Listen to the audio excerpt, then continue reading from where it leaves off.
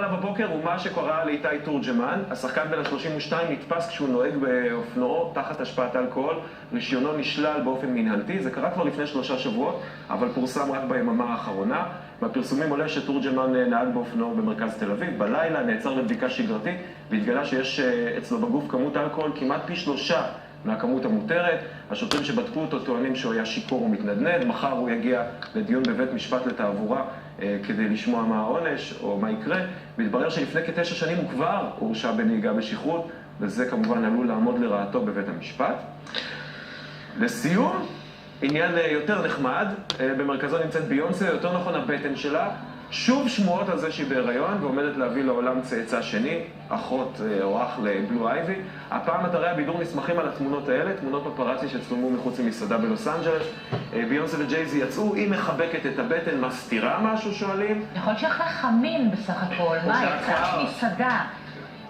יכול להיות, צריך באמת להגיד, באתרי הבידור שואלים מה היא מסתירה ועונים מיד הריון שני. צריך להגיד שאם כל כותרת שמודיעה על הריון של ביונסה הייתה נכונה, אז זה כבר ההריון ה-12 שלה. השבוע.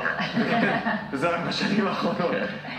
בחודש הבא היא תופיע במחצית של הסופרבול, משחק, האירוע הספורטיבי הגדול של הפוטבול של אמריקה בכלל.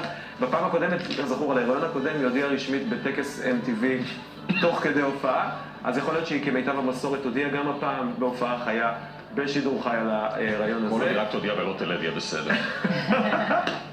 אז אנחנו נחכה לה. יפה, טוב, נחכה בעיקר לסופרבול, אגב, זה בעיניי יותר מעניין מאשר העניין הזה, אבל זה כבר עניין של יש כאלה שמגיעים רק למחצית, זה אני. לפרסומות. יפה, לא בעוד משהו. תופעה בשבוע אחד, פחות משבוע, הגיע עמוד יוסף ל-50,000 לייקים. אתם ביוסף? אני ביוסף לגמרי. אתה כמו יוסף? אתה מכיר את יוסף? אני זה לא יוסף. אתה זה לא זה. תנו לי יוסף אחד. פעם היית חדשן ומגניב. זה אדם מבוגר. תשמעו חברים, יוסף זה כללי התנהגות, מה לא לעשות בפייסבוק. וזה בדיוק הסאטירה החברתית שהיינו צריכים היום. יוסף נפרד מחברה שלו, יוסף לא מעלה פוסט ורושם חיי רווקות כמה התגעגעתי, או יש אנשים שלא שווים את הזמן שלי. יוסף משנה סטטוס לרווק וממשיך לחיות. יוסף חכם, תהיה יוסף. יש מלא, כאילו תהיה, תתנהג כמו בן אדם. כמה כאלה שלם זה בא מחוץ לזה, יש לנו עוד דוגמה, יוסף נפרד, לא, רגע. יוסף מגיש בערוץ הילדים 18 שנה, כל הילדים בארץ גדלו ואהבו את יוסף, הוא קיבל הצעה מפתה בהרבה כסף לעבור לערוץ ניקולודיון. יוסף לא לקח את ההצעה למרות הכסף הגדול שהוצא לו, יודעים למה? כי יוסף לא בוגד ערמומי, כי יוסף, טל מוסרי, תהיה יוסף. למה אתה לא יוסף טל? למה? זה יוסף סאטירה מסוג אחר לגמרי. בקיצור. למה אתה נכנס בטל מוסרי, יואב? מה יש לך נגד טל מוסרי? אני אתמול פגשתי אותו. הנה, בבקשה. בגלל זה? וכמובן, תסתכל, אני גיבור, אני תפסתי את הבוגד. במקום שאתם תיתנו לי קרדיט על זה. תקשיב, אני חשפתי אותו. ותפסתי אותו על דבר ואומר למה? מה למה? טל מוסרי הוא אחד האנשים הכי מתוקים שהעלינו במדינה. אז המערכת, שכמובן משעמם לה כשהיא מכינה את התוכנית, הכינו משהו עליי אתמול, שאת גם מצוירת אותו עם הבלונד שלך זאת אני. בבקשה, גלוברמן. יוסף יוצא בלילה, יואב, לא, זה יואב. כבר, כן. יואב יוצא בלילה, יואב ישן מעט, יואב קם ב5, יואב מודיע לגלית שמגישה לתוכנית לבד. אל תהיה יואב. בקיצור, רבותיי, קוראים לזה, סגול. הבחור שקוראים לזה גבריאל ניסן, הוא סטודנט בן 23 מעכו, שיאמן לו באיזה קורס, גילה את התופעה הזאת שכבר באיטליה ובספרד בארצות הברית חזקה, אמר יאללה אני עושה יוסף, בשבוע אחד 50,000 לייקים. ותקשיב, זה מגניב, זה מגניב, זה בדיוק. בקיצור, תעשה לייק ובעוד 5 דקות תהיה יוסף. למה? עברו אל הדבר הבא. טוב, יפה. תודה ליאון, תודה גלוברמן, אנחנו יוצאים להפסקה קצרה, ואז הקו המתיש של גוש דן. ננסה לנחם את לירון אחרי שעה 25 דקות באוטובוס. כן, אנחנו יוצאים לפרסומות וחוזרים, בוקר טוב. כבר שתיתם היומיים?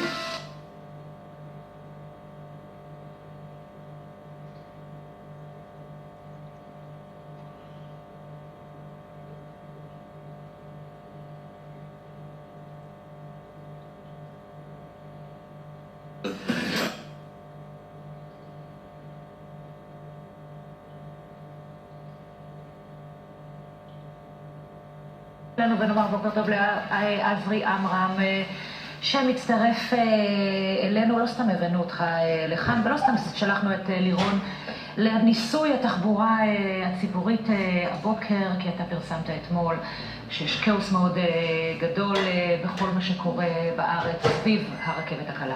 כן, גלית, בעצם פרסמנו את מה שכבר כולם יודעים, על זה שגוש דן פקוק ואי אפשר להיכנס אליו. אבל פעם ראשונה אנחנו רואים נתונים ממשיים של חברת דן, שאומרת ב-40% בממוצע, הואטה הנסיעה שלנו. וזה דבר שהוא דרמטי, תחשבו בעצם על אפקט הדומינו. אנשים כועסים על הבוקר, אנשים יוצאים באמצע... זה הכל בגלל הרכבת הקלה? הכל בגלל הרכבת הקלה. מדובר על 40% מאז אוגוסט, פחות או יותר, שהתחילו העבודות, והם גורמים שמעורים בעניינים, אומרים לנו זה הולך ומחמיר ונהיה גרוע יותר. תחשבו שאלה שיכולים בעצם כבר אומרים למה לי לנסוע באוטובוס. לוקחים רכבים ופוקקים עוד יותר את הכניסה. אלה שידם לא משגת, יושבים וצריכים לסבול את זה. חלקם מנסים... אגב, זה גם נמתח על השעות, יצא לי כמה פעמים להיכנס לשבוע תל אביב בערב, 8-9, איילון עומד מקק"ל עד לגרדיה, בשעות שכאילו כבר אמורות להיות הרבה מעבר לשעות הפקקים. נכון, בסופו של דבר אומרים יש כאן מצוקה אמיתית שהולכת ומחריפה, ויש לנו כמה פתרונות. הם אומרים למשל, תתחילו לאכוף יותר בנתיבי התחבורה הציבורית, או תפתחו נתיבי תחבורה ציבורית נוספים. אומרים למשל ברחוב קפלן, תנסו להיות שם בשעה 3, זה בלתי אפשרי למעבר. בלתי צריך לבוא עם מסוק לנחות על הגג של הקריה. לירון, תספרי לנו איך עברה עלייך הנסיעה, פגשת באמת הרבה מאוד נוסעים זוהמים, או שכולם ככה מנסים להירגע בשעות האלה של הבוקר?